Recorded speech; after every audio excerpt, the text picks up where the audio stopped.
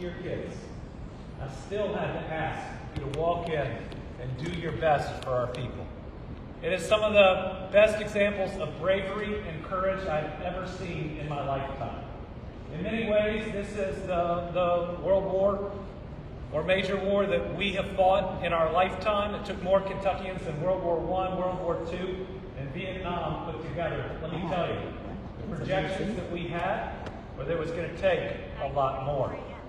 But because of your courage, this profession, and providing better care than any of us could have ever believed based on the outcomes, there are so many Kentuckians that are alive today because of you.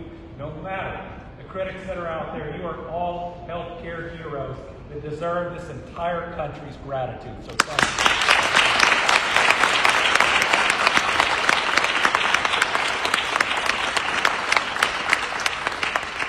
And while we knew it before, it certainly became apparent during that pandemic that we need a lot more of you.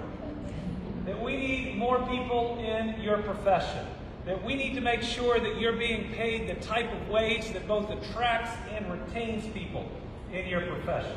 And so we've done everything we can, working with you, working with our board, working with our schools, to make sure that we are paving the way to lessening this nursing shortage, and I think we are already seeing some great results. What I've seen is some of our healthcare systems coming together and working with you better than ever before, offering scholarships in the very beginning to some of our schools, trying to create that pipeline where when you start going into this noble profession, you know that there is a really good job waiting for you on the other side. And we've worked through laws passed in this chamber and others.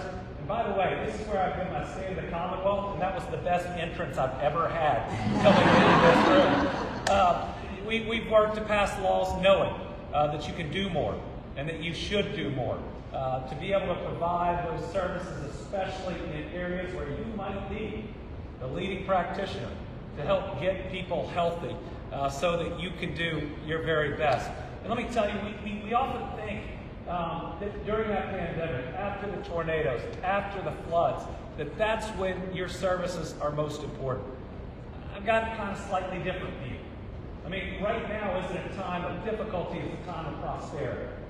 We've broken every record in our economy, from private sector investment to new jobs, to new wages, to exports, as long as we don't end up with tariffs.